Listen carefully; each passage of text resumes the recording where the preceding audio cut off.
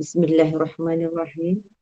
Allahumma salli ala Sayyidina Muhammad wa ala ali Muhammad wa ala alihi wa sahbihi ajma'in. Rabbi shrah li sadri wa yassir li amri wa hlul 'uqdatam min lisani yafqahu qawli. Rabbana atina min ladunka rahmah wa hayyi lana min amrina rasyada.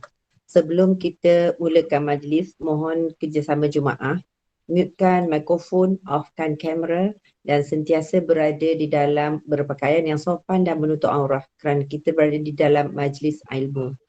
Assalamualaikum warahmatullahi wabarakatuh. Salam sejahtera kepada yang berbahagia Ustaz dan semua jemaah, sahabat jannah yang dihormati lagi dikasihi.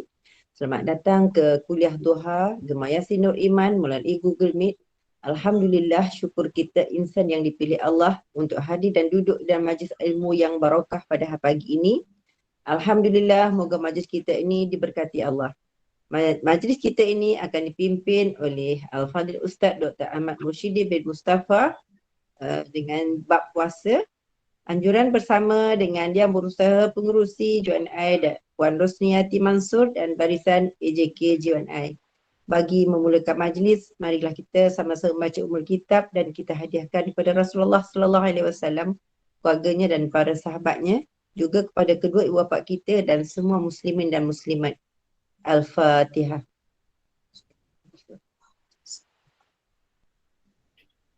Alhamdulillah. Iya kan.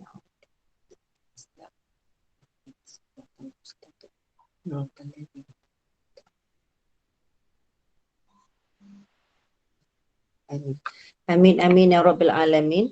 Bagi meneruskan majlis, saya dengan sukacitanya dan penuh takzim mempersilakan Al-Fadhil Ustaz Dr. Mursyidi bin Mustafa memulakan majlis. Dengan hormatnya dipersilakan Ustaz.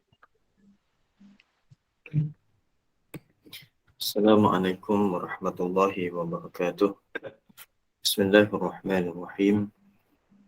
Innal hamdalillah nahmaduhu wa nasta'inuhu wa nastahdinuhu wa nastaghfiruh wa na'udzu billahi min shururi anfusina wa min sayyiati a'malina. May yahdihillahu fala mudilla lahu wa may yudlil fala hadiya lahu.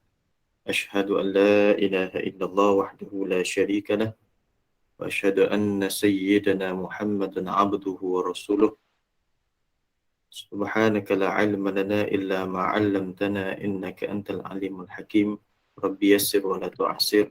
Allahumma tammin bi khayri arhamar rahimin. Radina billahi rabba wa bil islami dina wa bi Muhammadin nabiyyan wa rasulah, amma ba'd. Terima kasih kepada moderator dan yang dikasihi semua jemaah maya yang sama-sama turut hadir dalam majlis ilmu pada pagi ini.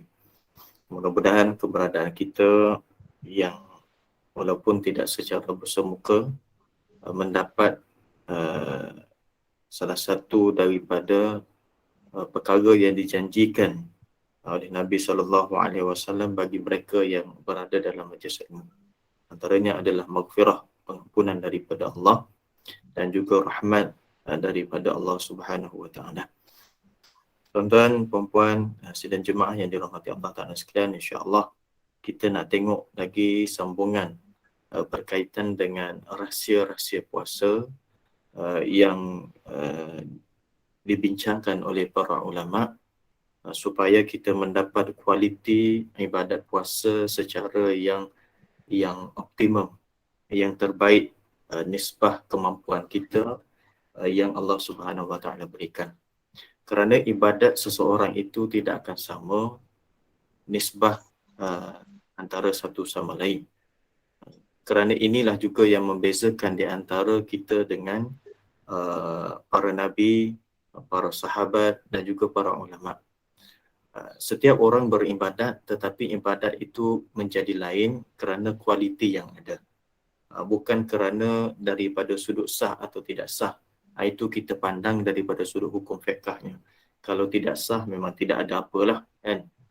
Sekarang kita dah betul dah ibadat kita, insya-Allah, daripada sudut zahir hukum fiqh yang dibincangkan oleh para ulama. Cukup dengan syaratnya, cukup dengan rukunnya, kita jaga perkara yang misalkan kita bentuk supaya tidak melakukan perkara-perkara yang makruh. Tetapi ada lagi beberapa rahsia yang mungkin tidak mampu untuk kita buat sebagaimana mampu dibuat oleh para sahabat yang diajar oleh Nabi SAW dan juga para ulama. Jadi sebab itulah kalau kita tengok orang sembahyang, sama juga dengan kita sembahyang. Mereka qiyam, mereka rukuk, mereka sujud, sama juga dengan kita. Tetapi mungkin nanti bila mana di akhirat Allah Subhanahu Wa Taala berikan catatan amalannya, ada di kalangan umat manusia akan tertanya-tanya, kenapa nilai kualiti ibadat dia tidak sama dengan kita, sedangkan kita sembahyang, dia pun sembahyang. Kita puasa, dia pun puasa. Kita sedekah, dia pun sedekah. Maka salah satu daripada formula jawapannya duduk pada hadis Nabi SAW, yang mana Nabi SAW kata bahawa ibadat seseorang itu boleh digandakan sehinggalah sampai kepada sab'umi'ah, iaitu 700 lipat kali ganda nisbah daripada salah satunya keikhlasan mereka dan betulnya mereka daripada sudut rahsia-rahsia batin yang dijaga. Maka sama juga dengan ibadat puasa yang kita tengah lakukan sekarang, khusus dalam bulan Ramadan ini. Ibadat puasa kita ini, orang tidak akan tahu yang pertama yang kita berpuasa. Sebab kita tengok semua orang sama je. Kita keluar daripada rumah, kita duduk dalam rumah, kita tengok orang, bulan Ramadan ini, semua kita tahu dalam set kepala kita, kita puasa. Orang puasa. Dan kita takkan kata orang ni tak puasa ni. Kita takkan kata. Sebab apa? Sebab kita tak nampak dia makan. Kita tak nampak dia melakukan perkara yang membatalkan puasa. Sebab itulah puasa ini merupakan antara kedudukan diri puasa itu adalah rahsia di antara seseorang itu dengan Allah SWT. Hanya dia dengan Allah Ta'ala saja. Dan mungkin dia buka puasa senyap-senyap, tapi pada zahirnya orang nampak dia ini adalah orang berpuasa, tapi hakikatnya dia dah tak berpuasa pada hukumnya.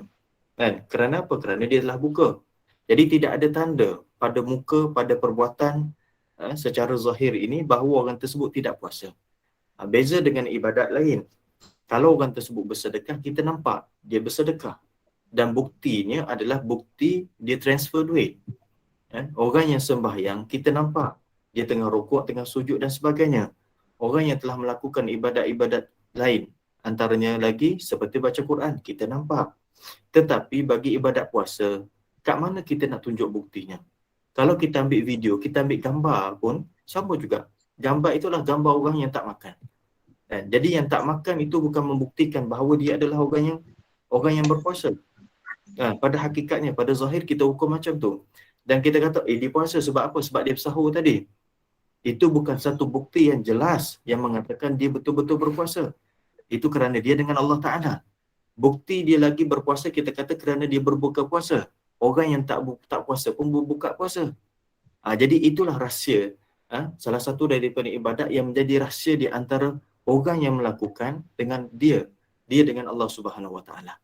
Jadi kerana itulah supaya ibadat puasa ini makin lama makin hebat dan kualitinya makin hebat, maka rahsia ini biar kita kembangkan lagi supaya Allah Ta'ala menilai, bukan manusia menilai. Kalau dalam ibadat ini kita mencari penilaian manusia, maka seumpama kehidupan urusan dunia kita. Dunia kita pun dah cukup dah, kita nak orang nilai. Masakan yang kita masak, maaf contoh, kita nak pasangan kita nilai. Kita nak anak kita nilai. Kita nak orang nilai.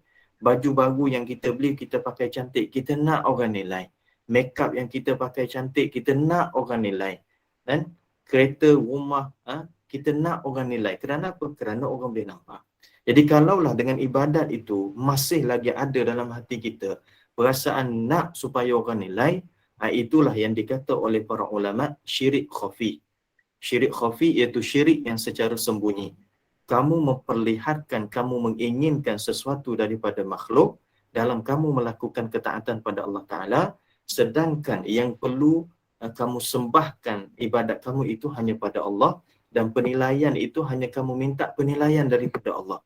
Jadi sebab itulah ibadat ini jangan minta manusia nilai. Kalau nak manusia tegur daripada sudut hukum, betul salah tak apa. Tapi kerana kita nak manusia nilai, kata kita ni orang yang baik, kita ni orang yang warak, kita ni orang yang mana kita kata tawaddu', itu dah tak dah merosakkan nilai kualiti kita dalam ibadat pada Allah SWT. Dan jemaah yang dirahmati Allah Ta'ala sekalian, sebelum ni pernah saya sebut berkaitan dengan jenis-jenis puasa. Jenis puasa yang pertama puasa umum, puasa orang biasa.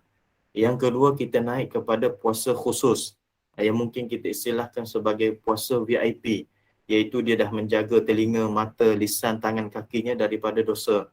Dan naik lagi kepada kualiti yang paling tinggi, dia panggil saum khususil khusus, puasa VVIP.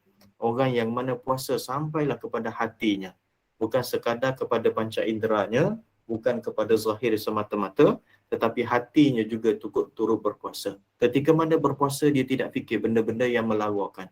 Ketika berpuasa, dia tidak fikir benda-benda yang berkaitan dengan keduniaan, yang boleh menyebabkan dia ini lalai dengan urusan akhirat dan ketaatan pada Allah Subhanahu Wa Taala. Itu dia panggil saum khususil khusus, puasa VVIP lah, mungkin dengan senang untuk kita faham. Baik. Maka antara salah seorang daripada ulama, iaitu Imam Ghazali rahimahullahu ta'ala, dia menyebut ada 6 perkara yang perlu kita jaga supaya kita naik tingkat daripada puasa seorang yang umum kepada puasa VIP. Kita tak pergi lagi lah kepada puasa VVIP tu. Kita nak naik daripada puasa umum ini, puasa orang yang umum ni puasa yang tahan makan minum dia, tahan dia punya kemaluan dia, daripada dipunaikan dengan syahwatnya, iaitu syahwat seksual, syahwat makan minum, iaitu perkara yang boleh membatalkan pada zahir saja. Jadi daripada kedudukan ini, kita nak naik level dengan cara kita naik level kepada puasa al-khusus, puasa VIP. Imam Ghazali rahimahullahu ta'ala, dia bawa 6. Kita tak mampu buat semua, kita jangan tinggal semua. Dan proses untuk dapat semua ini dia bukan macam kerja dunia, kan? Contohlah kita kata orang yang berniaga, bila mana berniaga ni dia nampak banyak peluang, banyak peluang. Kadang-kadang dia mampu ambil semua peluang tu. Dia mampu ambil semua peluang. Sebab apa? Sebab dia pandai. Orang yang ada pengalaman dalam berniaga ni, contoh, dia nampak banyak peluang, semua habis peluang tu dia ambil dan semua dia dapat. Ada orang yang mana masih lagi berjinak-jinak, cuba ambil satu peluang pun tak lepas. Ada orang yang tengah belajar yang kita kata dalam pertengahan, mungkin 2-3 peluang yang terbuka di hadapan dia, dia dapat ambil. Dia nampak mungkin ada 7, 5, 6 peluang, dia kata tak apa, yang ni aku rasa tak mampu, aku nak ambil yang ni dulu. Maka dia ambil 2 dulu contoh. Maka sama juga dalam bab ibadat ini, bab untuk kita dapat kualiti dalam ibadat, maka kita nak buat semua ni bukan sekaligus. Bagi orang yang ada pengalaman, takwanya tinggi, iman yang tinggi, dia nampak benda tersebut simple. Dan dia rasa insya-Allah dia dapat dengan dengan bantuan kekuatan daripada Allah Taala. Bagi orang yang mana dia nak belajar, dia rasa ya Allah susahnya benda ni. Sebab apa? Sebab dia belum lagi masuk dalam satu level yang mana bagi dia benda tersebut adalah benda yang agak susah. Tapi bagi orang yang mana iman yang tinggi, takwa yang tinggi, dia rasa insya-Allah aku boleh buat ni. Jadi kita tengoklah kedudukan kita tak kat mana. Jangan tengok orang. Jangan tengok orang. Tuan-tuan dan mati Allah Ta'ala sekalian, sebelum saya sebut 6 perkara ni, kita kena ada satu momentum perubahan dalam hidup kita. Kalau kita sentiasa melihat kepada kesalahan orang, kita sentiasa mencari keaiban orang, kita sentiasa mencari kekurangan orang, Allah akan tutup keaiban dan Allah Ta'ala akan tutup kekurangan kita, yang mana kekurangan dan keaiban kita itu sebenarnya itulah benda yang melemahkan kita. Tapi orang nampak, kita je tak nampak. Allah Ta'ala butakan hati kita, butakan perasaan kita, butakan mata kita, nak melihat apa yang kurang pada kita, dan seumpama dibukakan mata dan hati kita untuk nampak keburukan yang pada orang. Jadi saat ketika itulah akan merosakkan diri dan hati kita sendiri. Jadi sebab itu bila mana kita makin lama makin belajar, kuliah sana, kuliah sini, kita pergi, tak sekiralah dia tu mengajar ke dia belajar, belajar untuk melihat diri sendiri. Bila mana kita belajar melihat diri sendiri, kekurangan-kekurangan tersebut Allah Ta'ala akan buka satu-satu. Perasan tak? Sebelum ni kita tak ada kita punya perangai-perangai macam ni. Tapi sekarang ni sebab apa kita perasan benda tersebut ada? Sebab Allah Ta'ala buka. Sebab itu yang kita nak, supaya Allah Ta'ala buka aib kesalahan kita itu, kita sendiri tahu. Dan supaya Allah Ta'ala tutup keaiban dan benda yang tak elok bagi orang yang berada di hadapan kita atau bersama dengan kita. Biarlah Aib dia ya Allah kamu tutup, jangan aku nampak. Tapi aib aku ya Allah, biar aku nampak, aku tahu. Orang tak tahu tak apa, tapi kalau orang tahu tu ya Allah, biar dibetulkan. Biar dibetulkan. Itu yang kita nak. Dan sama juga dalam bab ibadat macam tu juga. Kerosakan dan kesusahan kita, kesalahan kita, biarlah kita ni nampak dengan Allah Ta'ala zahirkan untuk kita betulkan. Tuan-tuan yang dirahmati Allah SWT sekalian. Baik, ada 6 perkara yang menyempurnakan seseorang itu untuk dapat puasa VIP. Untuk dapat puasa saumul khusus. Baik, yang pertama kata Imam Ghazali rahimahullah ta'ala, ghaddul basar, iaitu menundukkan pandangan.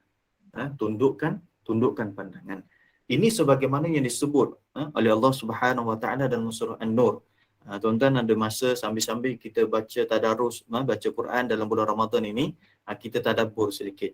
Dalam surah An-Nur ini ada ayat yang khusus bagi orang lelaki dan ada ayat khusus bagi orang perempuan.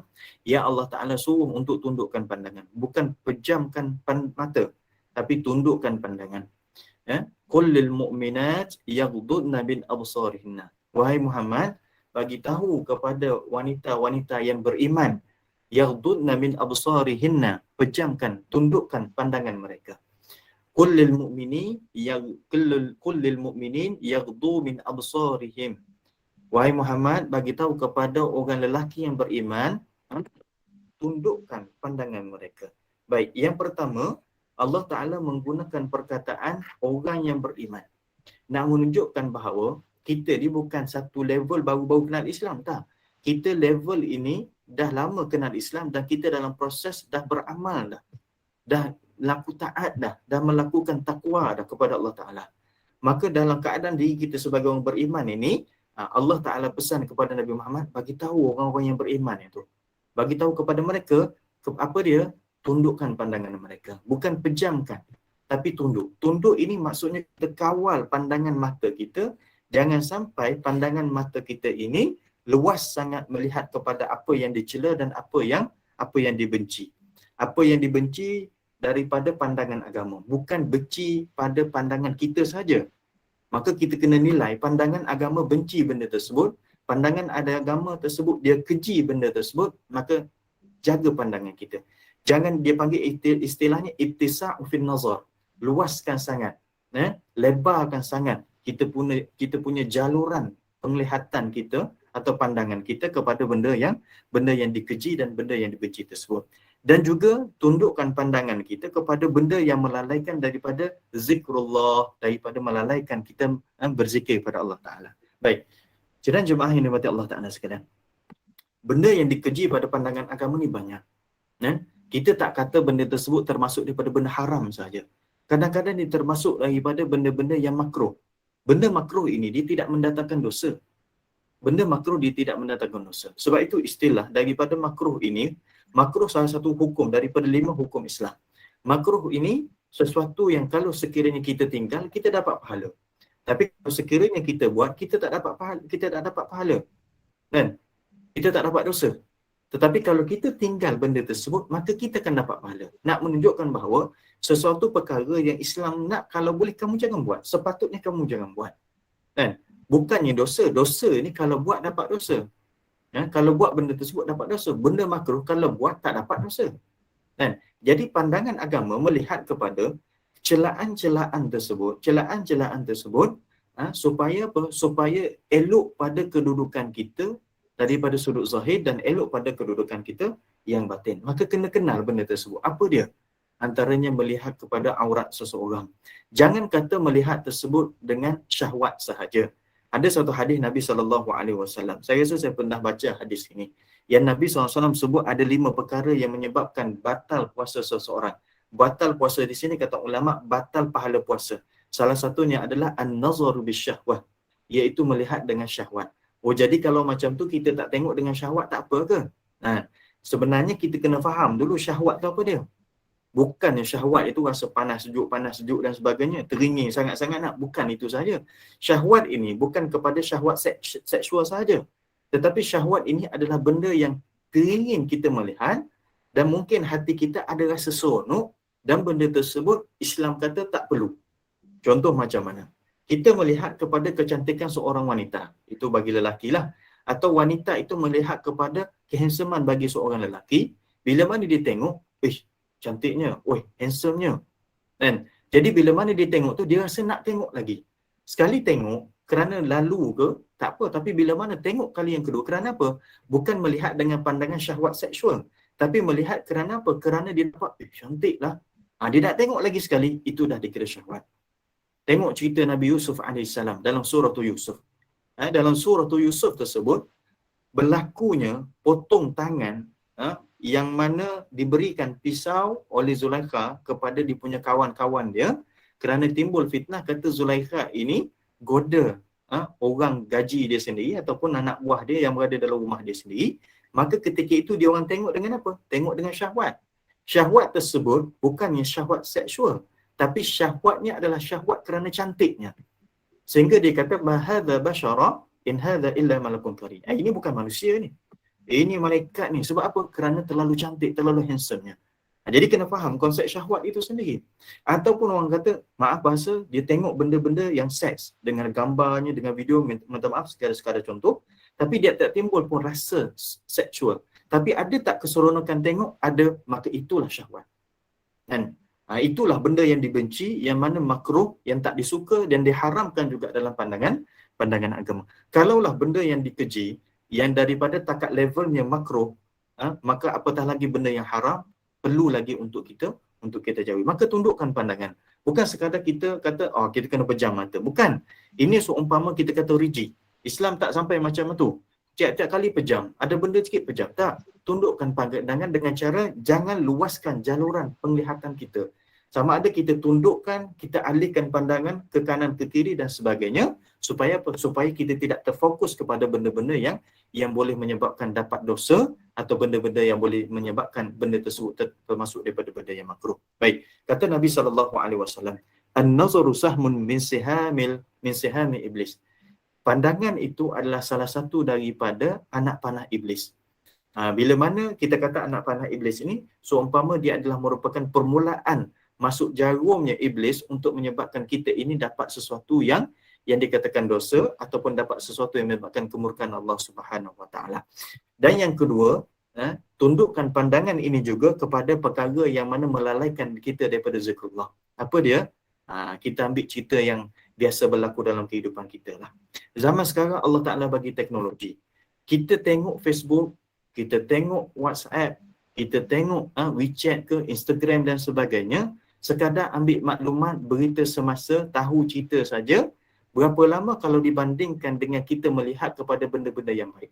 Kita tengok kepada buku-buku ilmu ataupun kita tengok kepada saluran teknologi juga, tapi cerita berkaitan dengan ilmu, kita baca Quran, cuba buat perbezaan masa yang kita gunakan tadi.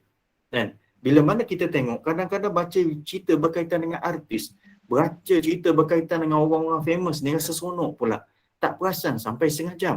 Baca Quran 15 minit dah rasa sakit pinggang dan sebagainya, rasa dah penat dan sebagainya. Nampak tak? Sebab apa rasa benda tersebut? Kerana kita terlalu membiasakan benda yang seronok dengan nisbah nafsu kita. Bukannya tengok benda tersebut dengan nafsu seks. Sebab tu saya kata kita faham konsep nafsu tu. Kita faham konsep syahwat tadi tu. Kita tengok dengan pandangan keseronokan yang mana dialihkan daripada seronok benda yang dikaitkan dengan agama, dengan seronoknya benda yang dikaitkan dengan dunia. Keseronokan dunia itu termasuk daripada syahwat. Jadi bukannya kita kata kita nak tinggalkan dengan media sosial sepenuhnya, mungkin tidak ada kemampuan. Sebab kita ada mungkin orang yang berniaga, orang yang mana nak bagi maklumat dan sebagainya. Tetapi kurangkan. Tundukkan pandangan. Kalau ada benda yang tidak perlu kepada kita ni tengok, kita perlu baca, tak perlulah baca. Kita ni tak perlu sampai tahu semua maklumat, tuan-tuan sekalian. Kalau kita nak ambil semua maklumat, kita akan terlepas maklumat-maklumat yang ada dalam agama. Maklumat dunia semua kita nak tahu. Sekarang apa yang jadi di antara Rusia dengan Ukraine? Kita nak detailkan satu persatu. Lainlah kalau kita ni pakar bahagian benda tersebut. Kalau kita sebagai orang awam ini, kita tahu okey peperangan berlaku sebab apa macam ni, kesannya macam ni, okey cukup pun, rasa dah okey dah. Dan kita berjaga-jaga daripada sudut keperluan kita. Kita nak tahu berkaitan dengan sukan. Sukan pun kita nak tahu, habis benda kita nak tahu. Kalau tak tahu rasa pelik. Sebab apa? Sebab dunia sekarang semua orang tahu. Sebenarnya menimbulkan rasa pelik itu adalah kita. Menimbulkan rasa pelik itu adalah kita. Tetapi kalau kita menimbulkan rasa pelik bagi orang yang mana tidak mengetahui hukum hakam, pelik bagi orang tersebut jauh daripada agama, maka pelik tersebutlah sepatutnya kita timbulkan. Dan zaman Nabi SAW, pelik bagi orang tersebut tidak tahu benda-benda yang dikaitkan dengan agama. Zaman kita terbalik. Dan kalau kau tak tahu pembahagian agama pun tak apa, sebab benda tersebut bukan memajukan. Dia letakkan mindset kita macam tu. Jadi, tundukkan pandangan daripada benda yang melalaikan kita daripada zikrullah, daripada kita mengingati Allah. Sebab apa? Bila mana kita tengok benda-benda yang dikaitkan dengan dunia banyak sangat, terutamanya ketika mana kita berpuasa, kurangnya baca Quran kita, kurangnya istighfar kita, kurangnya mana-mana zikir kita kepada Allah SWT. Itu yang pertama. Banyakkan tunduk pandangan ya ketika mana kita berpuasa. Yang kedua, supaya puasa kita daripada puasa umum naik level jadi puasa khusus, itu puasa VIP, maka kata Imam Ghazali, hifzul lisan anil kadhib wal ghibah wal fahshi wal jafa wa syughlihi bi dzikrillah. Jaga lisan. Jaga lisan, jaga lidah. Jaga lidah ni bermaksudnya jaga tutur bicara kita lah. Disebut lidah kerana apa? Kerana lidahlah sebagai alat untuk kita berkata-kata. Kalau orang tersebut tidak ada lidah, dia tak boleh berkata-kata. Ada juga ada orang yang ada lidah tapi tak boleh berkata-kata. Sebab apa? Sebab Allah Ta'ala tarik nikmat kata-kata. Tapi secara asasnya lisan itu adalah alat untuk seseorang berkata-kata. Kalau lidah itu dipotong, maka orang tak boleh bercakap. Sebab itu lidah ini digunakan sebagai alat ataupun perkara yang kita sebut supaya jaga kata-kata kita ataupun jaga bila mana bercakap. Jadi yang kedua, jaga lisan kita. Jaga lisan daripada apa? Minal kadhib, daripada berdusta. Jaga sangat-sangat, jangan menipu. Orang yang biasa menipu dalam hadis Nabi SAW kata, maka dia akan dicatatkan daripada kalangan golongan al-kadzabin, orang yang suka menipu. Dia menipu sikit-sikit je, tapi suka sangat menipu, dia akan tercatat daripada kalangan golongan yang mana? Golongan ahli-ahli penipu, geng-geng yang suka menipu. Jangan biasakan menipu. Sama ada daripada benda yang berkaitan dengan urusan dunia kita, apatah lagi urusan berkaitan dengan akhirat kita. Orang yang biasa menipu ini, dia tidak akan rasa salah. Tapi cuba orang yang tak biasa menipu, sekali dia menipu, dia rasa bersalah. Kadang-kadang daripada dulu sampai sekarang itu, sebab dia tak biasa dengan menipu, dia masih lagi ingat peristiwa tersebut. Masih lagi rasa bersalah. Kerana apa? Kerana tak biasa buat. Ini kita nak ni. Supaya orang merasakan bahawa perbuatan menipu walaupun sedikit, aku tak sepatutnya buat. Al-Kazib. Kalau kita nak benda tersebut, belajarlah dengan adanya sifat siddiq. Sifat benar. Benar apa? Benar pada kata-kata. Cakap benda yang betul. Kalau tak tahu, kata tak tahu. Malulah. Kalau kita, orang tanya, kita tak boleh jawab. Baik kita malu dengan manusia daripada kita malu dengan Allah SWT, sebab daripada kita menipu manusia ketika mana atas muka bumi. Nak jaga air muka kita. Biarlah malu tersebut dengan manusia supaya kita tidak malu di hadapan Allah Ta'ala nanti bila mana Allah Ta'ala bongkarkan kesalahan-kesalahan kita. Dan saya tu kadang-kadang bila mana kita ni tuan-tuan puan-puan, umur kita masing-masing sekarang, kita dah dewasa, kita dah meningkat umur dan sebagainya, apa yang tak ada dalam lisan kita? Apa yang tak ada dengan lisan kita? Masa ketika mana kecil, seorang kanak-kanak, dia tak pandai menipu. Kerana apa? Kerana hatinya bersih. Budak ni tak pandai menipu. Cuba tengok anak-anak kita yang kecil-kecil tu, kalau dia bercakap, kita boleh detect dah. Kan? Kalau dia mula-mula nak belajar nipu, kita dah tahu dah. Sebab apa? Sebab maaf bahasa, kita dah profesional dah. Kita dah profesional dah. Kita dah amatur dah. Dia orang baru beginner baru. Kan? Sebab apa? Sebab kita alami benda tersebut. Tapi budak-budak ni, dia tak ada lagi benda-benda yang kotor pada hatinya, yang menyebabkan dia pandai menipu. Tapi bila mana dia hidup dengan masyarakat, dia bergaul dengan kawan-kawan dan sebagainya, mungkin dia tengok kepada perbuatan ayah dia sendiri, itu yang menyebabkan timbulnya perbuatan menipu. Maka kita ini yang dah lama hidup, kita hidup dengan masyarakat, kita jumpa dengan pelbagai masalah, kita duduk bersama dengan manusia dan sebagainya, perbuatan menipu itu mungkin banyak dan mungkin secara tak sedar kita jadi menipu. Kerana apa? Kerana hati kita masalah. Dan lisan kita bertindak melalui hati kita. Kalau hati kita ini nak berkata dengan sesuatu, maka lisan itu menzahirkan dia. Jadi kalau kita tengok, sebab apa ni aku suka bercakap benda-benda yang menipu ni, benda-benda yang dusta ni, benda-benda yang bohong, maka muhasabah hati kita. Muhasabah hati kita. Hati kita masalah. Jadi jangan tengok orang. Orang ni banyak menipu ni, hati kotor. Tak selesai hidup kita. Tak selesai hidup kita. Sebab apa? Kita sentiasa melihat kepada orang. Selesaikan hidup kita ni Yang kita tahu hati kita rosak, salah satunya benda yang menzahirkan hati kita rosak, hati kita tak cantik, kita banyak bercakap benda yang tak elok. Dengan pasangan kita sendiri, dengan anak-anak kita sendiri, bahkan dengan mak ayah kita, na'udzubillah, kita tak perasan kita bercakap dengan benda bohong. Sampai raya, tak apalah, raya nanti aku boleh minta maaf. Itu silap kita. Kita tunggu masa kita nak minta maaf, tapi peluang untuk menipu tu kita masih buat. Ini kesilapannya. Nabi ini antara orang yang mana dia pantang dan dia ajar sangat-sangat supaya umat dia ini belajar untuk bercakap dengan atau bersifat dengan sifat sidik, supaya tidak cakap dengan benda yang tidak sepatutnya. Jadi kita kena ajarlah. Kita ajar diri kita supaya tidak bercakap dengan sifat, dengan bercakap benda bohong dan sebagainya. Yang kedua, jaga lagi lisan kita daripada al-ghibah, mengumpat. Inilah tuan-tuan perempuan yang dirahmati Allah Ta'ala sekalian. Hidup kita hidup yang betul-betul akhir zaman. Kita tak nak mengumpat. Kadang-kadang orang datang ajak mengumpat. Dia tak ajak, jom kita mengumpat. Dia ajak apa dia? Kau tahu tak cerita pasal dia semalam ni? Cerita apa? Dia jadi seronok. Kita ni nafsu kita bila mana cerita pasal orang, dia jadi naik. Dia naik syok dia tu. Kan? Benda tersebut kadang-kadang kita say, aku tak nak cerita lah. Tak payah, aku tak nak dengar. Tak, cerita ni betul. Aku sendiri tengok. Bila mana dia buka benda tersebut, kita rasa, aku tak percayalah. Betul, sebab aku sini nampak. Betul ke aku nampak? Kita mula dah tu. Kan? Tapi kalau kita set aku tak nak dengar, aku kata aku tak nak dengar. Dan tak apalah, kau nak cerita pada orang lain. Aku tak nak dengar. Settle masalah. Kan? Hidup kita ni kita suka cerita pasal orang.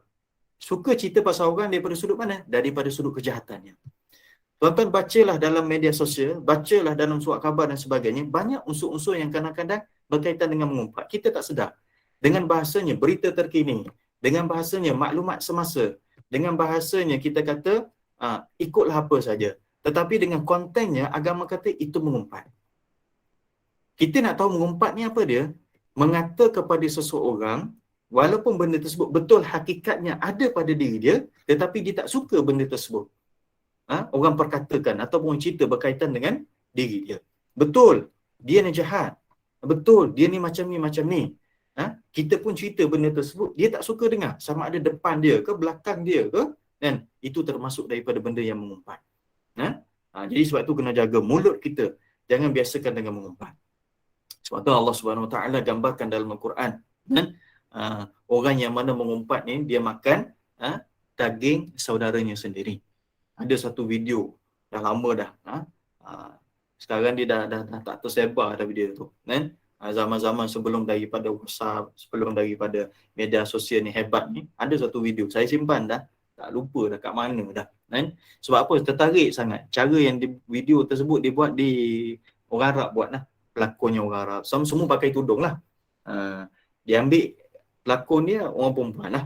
Maaflah dia buat. Saya cerita je kan. Orang kata orang perempuan ni banyak mengumpat. Tak kira perempuan lelaki semua pandai suka mengumpat, ramai mengumpat. Bukan orang perempuan saja, orang lelaki pun mengumpat juga. Siapa? Kita lah. Kita. Jangan kata orang lain, kita. Jadi video ni macam mana? Dia nampak orang perempuan tersebut tengah makan. Dia tak tunjuk makan apa, tapi tangan dia tengah makan. Last sekali mulut dia berdarah. Saya mula-mula tengok video tersebut. Ni video apa ni kan? Dia nak cerita apa? Lepas tu, panjang cerita, rupa-rupanya dia bawa satu ayat Quran.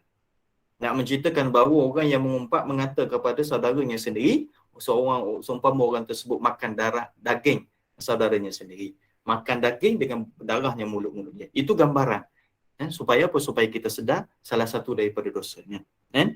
Jaga juga lisan daripada benda-benda yang perbuat kata-kata yang keji. Mulut kita kena jaga.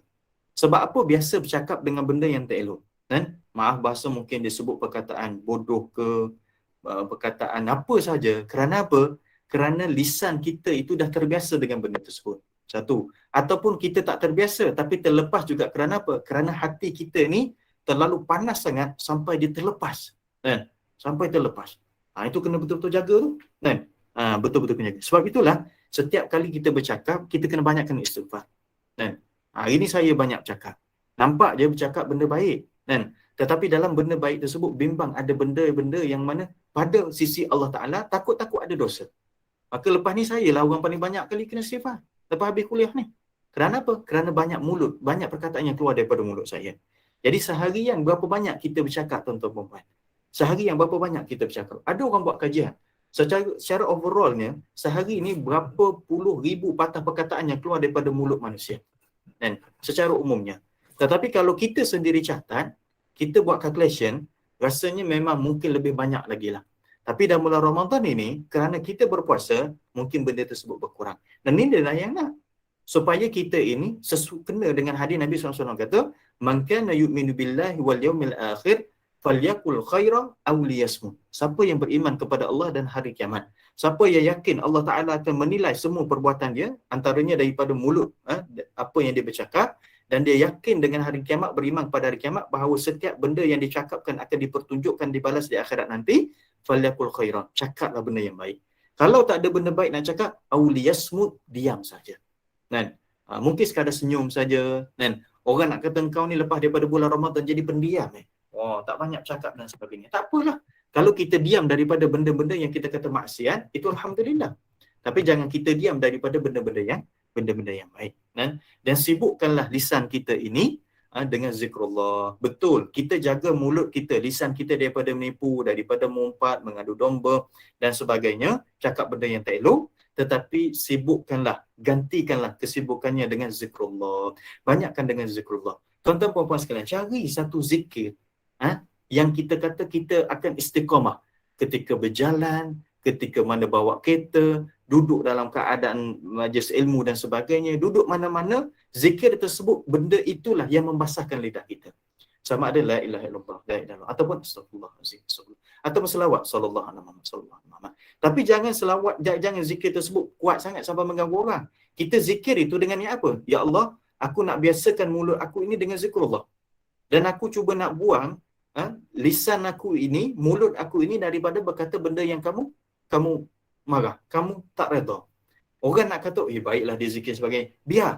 Yang penting niat kita betul. Aku nak zikir ini ya Allah supaya lisan aku ni adalah lisan yang baik. Pernah tak tuan-tuan puan-puan jumpa dengan orang cakap ni, kita tak pernah dengar pun keluar daripada mulutnya benda yang tak elok. Tak pernah kita dengar dia menipu, tak pernah dengar dia cakap benda yang tak elok pasal orang, tak pernah dia mengadu domba, tak pernah dia mengumpat dan sebagainya. Lembut saja perkataan dia. Sebab apa dia boleh buat? Kerana dia membiasakan diri dia. Itu hipokrit, itu urusan dia dengan Allah. Kalau dia menipu, itu dia urusan dengan Allah. Tetapi kita duduk dengan orang yang macam ni, kita rasa tenang. Bayangkan kalaulah kita duduk bersama Nabi SAW. Para sahabat yang duduk dengan Nabi SAW itu macam mana? Dia boleh sendiri mendengar, melihat apa yang Nabi SAW kata itu. Tidak ada satu patah perkataan ni pun yang tidak elok. Ini orang yang betul-betul jaga lisan. Itu kita nak. Sibukkan dengan caranya adalah dengan zikrullah. Nabi SAW sebut dalam satu hadis, innamas shaum junnah. Puasa itu adalah benteng, kekuatan, perisai bagi kita. Fa idza kana ahadukum sha'iman fala yarfath wala yajhal. Bila mana seseorang daripada kamu ini berpuasa, jangan kata benda-benda yang tak elok. Jangan kata benda-benda yang boleh mendatangkan dosa, menipu dan sebagainya.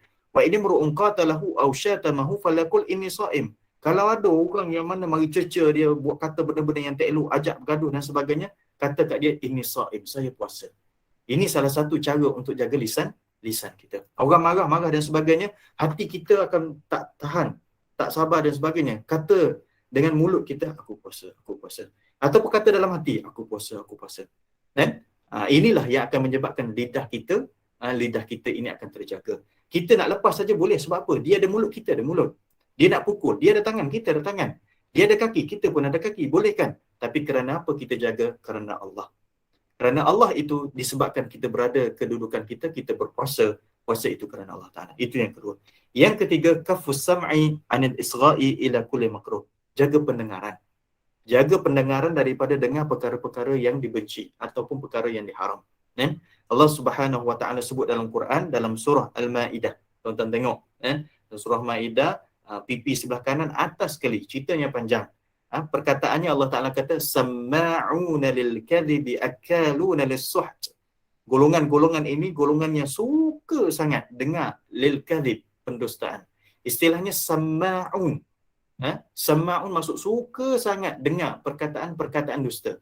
Jadi bila mana suka dengar perkataan dusta, suka juga dengar benda-benda yang lain. Termasuklah daripada yang mengumpatnya, cerita pasal orangnya, dengar benda-benda yang melalaikan lawa dan sebagainya. Ini satu sifat yang Allah Ta'ala suka. Jaga pendengaran kita.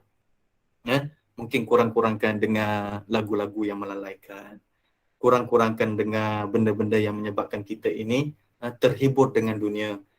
Banyakkan mendengar benda-benda yang menyebabkan kita insaf, banyakkan mendengar sesuatu yang menyebabkan kita rasa kita ini sedar kedudukan kita ini macam mana.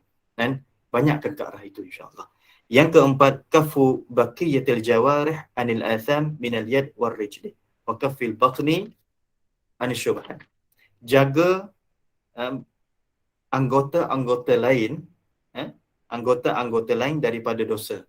Tadi kita sebut penglihatan dan juga lisan dan juga pendengaran. Maka yang keempat ni, jaga baki ataupun anggota-anggota lain daripada dosa, daripada iaitu tangan, kaki dan juga perutnya. Jaga benda tersebut. Tangan, kaki jaga. Tangan jangan sentuh benda yang lain. Simple je kadang-kadang. Kita bila mana kita pergi kedai, benda yang kadang-kadang kita rasa alah sikit je, bukan sengaja. Tapi kita tak jaga pun. Kan? Tak sengaja ni kalau kita jaga. Kan? Contoh ketika mana kita ambil duit, kita bagi duit dan kita ambil duit daripada penjual tu sendiri. Kat cashier tu sendiri. Kadang-kadang bersentuhan kulit kita dengan kulit dia. Ada sikitnya bukan rasa syahwat. Isu bukan syahwat. Isunya boleh tak boleh dalam agama. Alah sikit pun nak kira. Fikir dengan akal ke fikir dengan agama? Kalau fikir dengan akal, baik salam terus. Maaf itu bahasa kasar kan. Sebab kita fikir dengan akal. Tapi kalau fikir dengan agama, sikit ke, banyak ke, sederhana ke, semua tak boleh. Caranya macam mana? Kalau kita ini ambil dengan cara yang betul-betul jaga, insya-Allah takkan kena. Kita kan tahu sebab kita biasa pergi kedai ataupun kita suruh letak bawah pun tak apa dan sebagainya. Kerana apa? Sebab kita nak jaga. Alah benda sikit pun kau ni nak berkira sangat. Kalau orang kata, ya aku berkira. Kerana apa? Kerana ini agama. Agama siapa? Agama. Aku nak jaga agama dalam diri aku. Kalau orang terbiasa bersentuhan, dia takkan rasa benda tersebut salah. Biasa salam lelaki perempuan. Alah biasa zaman sekarang, kita membiasakan seumpama, kalau bahasa yang agak kasar sikit dalam agama, seumpama kita menghalalkan benda yang diharamkan oleh Allah Ta'ala. Na'udzubillah min zalik. Kalau benda tersebut dalam agama itu tak biasa, tetap tak biasa sampailah kepada kiamat. Kalau benda tersebut biasa pada pandangan agama, maksud dibolehkan pada agama, dibolehkan sampai bila-bila insya-Allah. Itu kaedahnya. Jadi kita jaga tangan kita. Jangan sampai bersentuhan dengan benda yang diharam. Mengambil benda yang diharam, benda makruh dan sebagainya. Kaki ni jangan melangkah kepada benda-benda yang tak sepatutnya. Tempat-tempat yang Allah Ta'ala larang. Dan juga jaga perut kita daripada benda-benda syubhat. Benda haram kita jaga insya-Allah. Kita tak makan benda yang haram. Kita jaga. Sekurang-kurangnya kat Malaysia ni kita tengok benda-benda yang ada cop halal. JAKIM ke ataupun authority council daripada negara-negara lain yang halal itu sendiri. Tak apalah. Kan? Sekurang-kurang kita jaga pada tahap itu. Kita nak pertikaikan, oh ni halal cop je. Daripada tak ada halal, baik ambil cop yang ada halal. Sekurang-kurangnya. Kita yakin. Bahkan dalam bab kita jaga puasa kita ni, jaga makan daripada benda yang syubhat. Yang ragu-ragu. Kerana syubhat itulah yang akan mengeraskan dan menyusahkan daripada sudut kita melakukan ibadat pada Allah Ta'ala. Nabi SAW sebut dalam satu hadis, Kam min sa'imin laysa lahu min sawmihi illal ju' wal atash. Berapa ramai daripada orang yang berpuasa ini tidak ada nilai kualiti puasanya, melainkan dia hanya menahan lapar dan dahaga saja. Kerana apa? Kerana anggota-anggotanya tidak jaga daripada perkara yang haramkan. Siapa? Kita lah. Tengok orang lain lah. Jangan tengok orang lain, tengok kita. Macam mana tangan kita, macam mana kaki kita. Ini dah kita duduk dalam separuh yang kedua daripada bulan Ramadan ini. Dah nak masuk kepada 15 dah ni. Kejap je kan puasa ni. Kita dah sibuk dengan urusan raya. Pergilah tuan-tuan nak beli baju raya dan sebagainya. Tapi bila mana kita pergi kat pasar, kita pergi jumpa dengan orang dan sebagainya, kita masuk tempat-tempat pasar dan sebagainya, jaga mata, jaga tangan, jaga kaki, jaga anggota kita dan sebagainya. Nak masuk kedai, tengok dulu supaya kita dapat makan benda-benda yang betul-betul halal. Tak apalah susah walau kita masak. Kadang-kadang yang ibu-ibu masak itu lebih baik dan lebih seronok. Ia penat, betul penat. Tapi kalau nak makan kat luar, tengoklah. Jangan sampai benda tersebut termasuk daripada benda yang syubhat. Yang kelima, Allah yastakthir minat ta'am wal halal waktu iftar. Yang kelima, kata Imam Al-Ghazali Ta'ala, supaya kita naik daripada puasa umum kepada puasa khusus, iaitu puasa VIP, jangan memperbanyakkan makan dan minum. Walaupun makan dan minum tersebut adalah benda yang halal. Bila? Ketika mana berbuka puasa. Bukannya sampai pada kedudukan tak boleh makan. Sebab kita makan benda yang halal kan. Tapi jangan banyakkan. Maksud kita mengurangkan.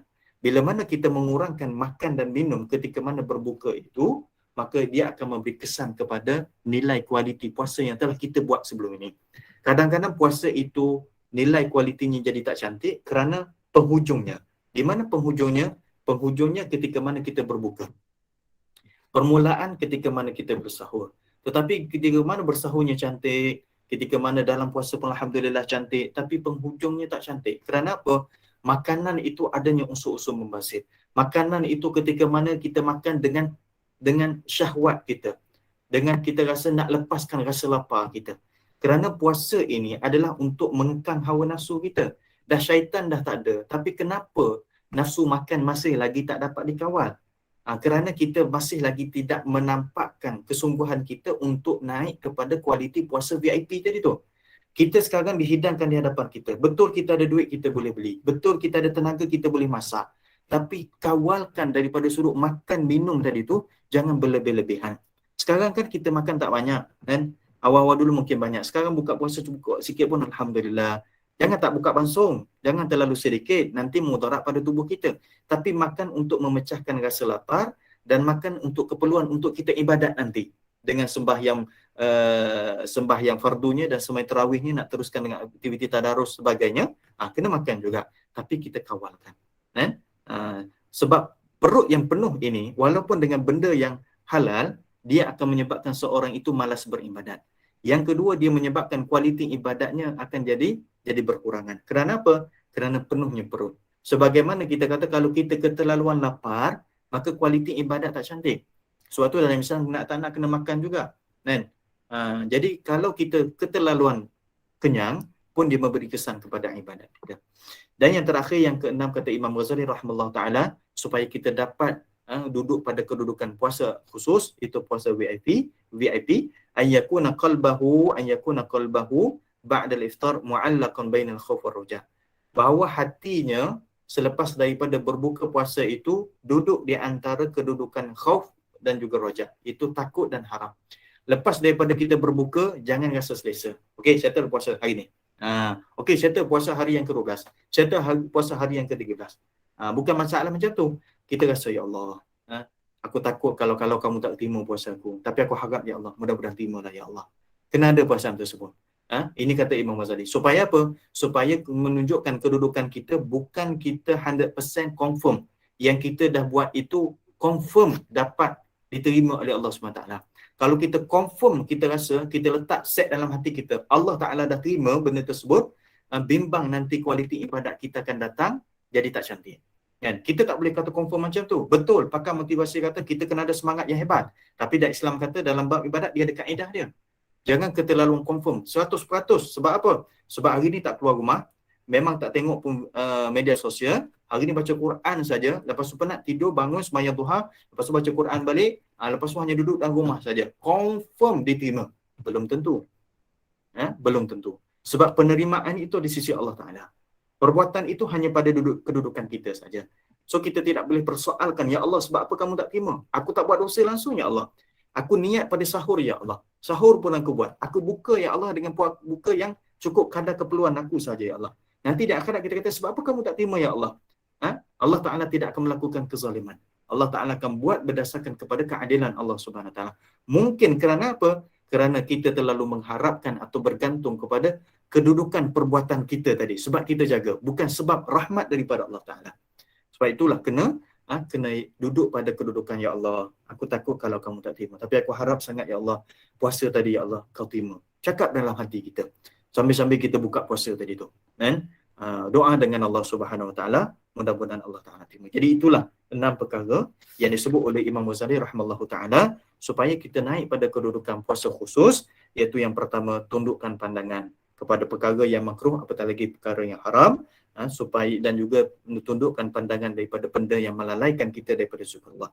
Yang kedua, jaga lisan kita daripada apa? Daripada berdusta, menipu, berbohong, daripada mengumpat, mengadu domba, dan juga mengatakan benda-benda perkataan yang tidak elok, dan juga sibukkanlah lisan kita ini dengan zikrullah. Ganti dengan benda tersebut.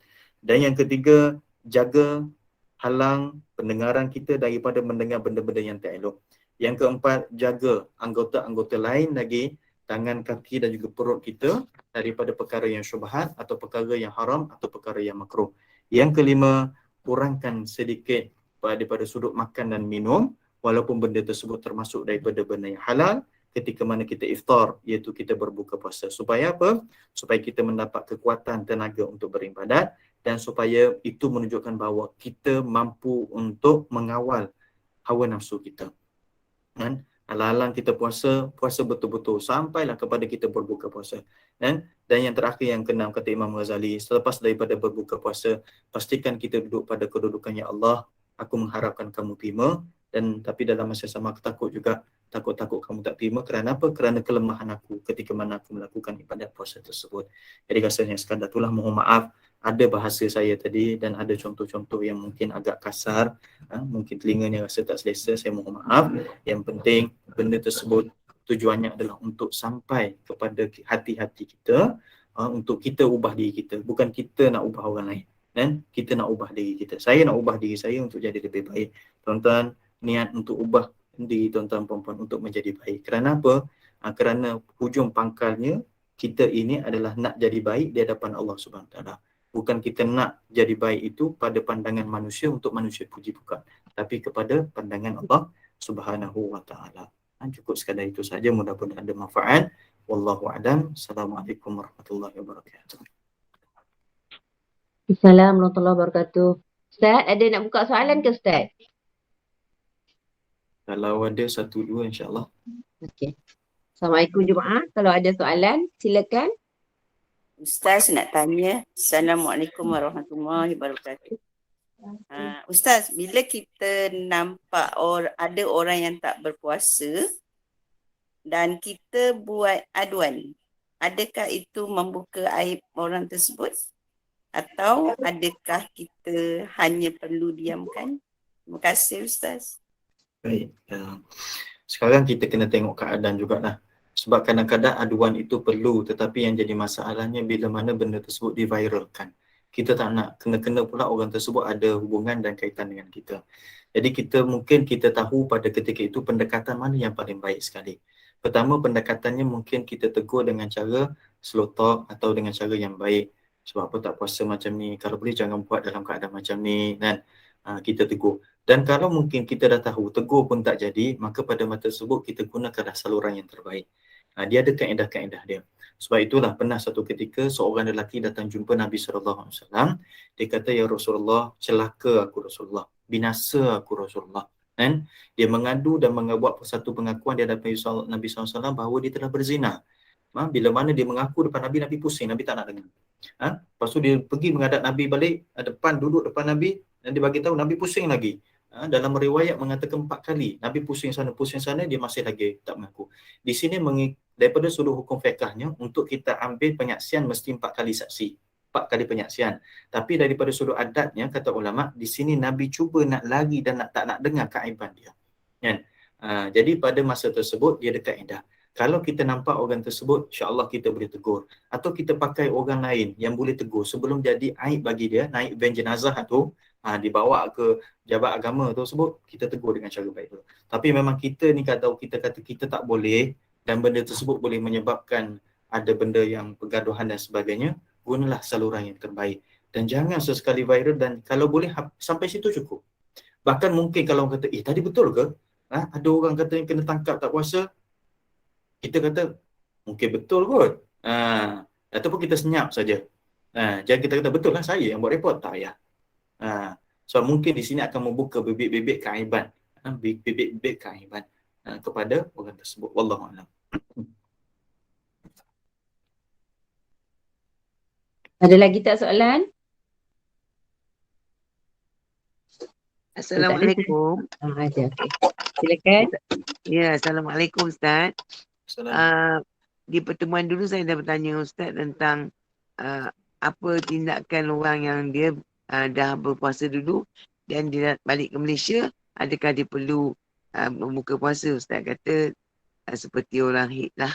Kalau dia nak makan ke dia boleh buka, dia dalam keadaan ni tidak ketara. Tapi ada orang tu dia pergi ke Mekah, satu keluarga Ustaz. Satu keluarga. anak, suami, isteri, satu keluarga. Dia tidak melibatkan orang lain. Dan dia berpuasa dulu di Madinah.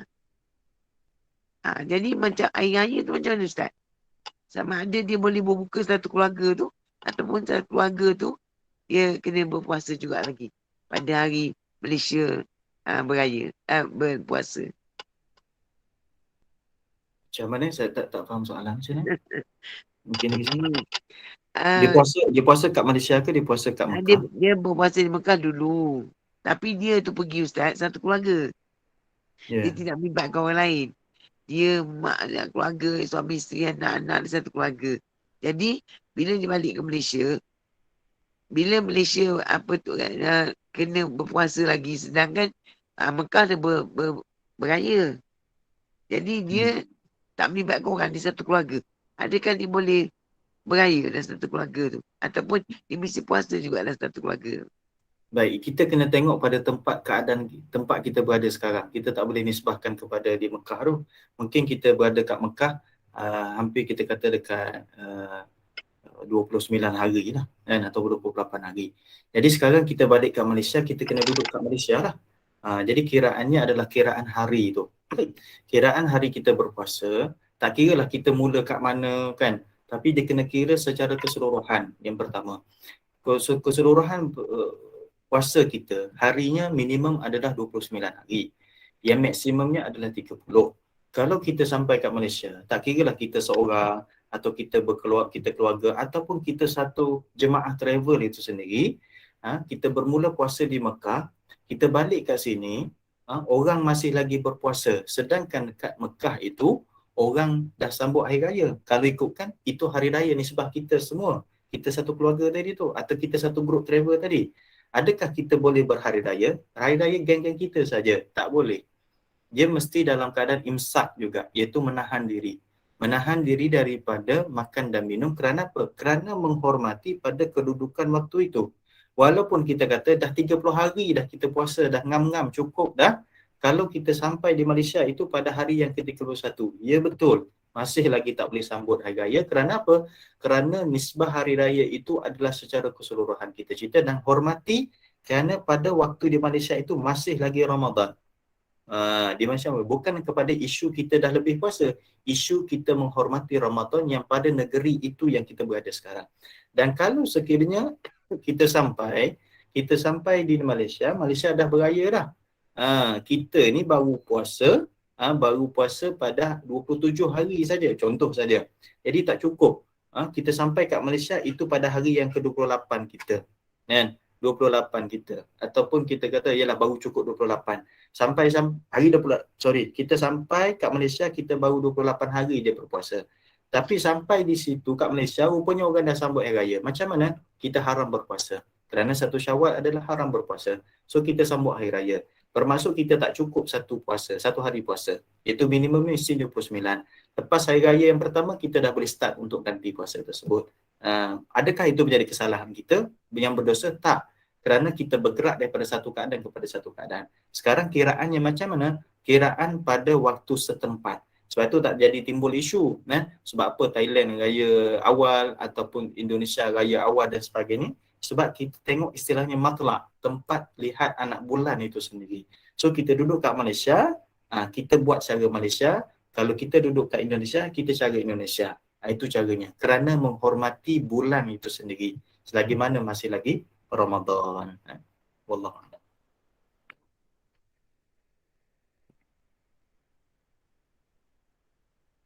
Walaupun puasanya dah 31 hari Ustaz ya? Ya, walaupun dah 1 hari. Tidak dikira haram dia hari Syawal baginya. Dia kira seumpama kalau nisbah hakikat dia memang beraya lah, tapi dia tak boleh lah. Pada masa tersebut dia kena menghormati Ramadan, tempat semasa yang dia duduk. Terima kasih Ustaz. Okay, Ustaz, kita tutup majlis Ustaz ya. Alhamdulillah, syukur pada Allah kuliah kita telah selesai hari ini. InsyaAllah kita jumpa lagi nanti. Terima kasih Ustaz, terima kasih semua jemaah yang sentiasa istiqamah dalam majlis ilmu ini.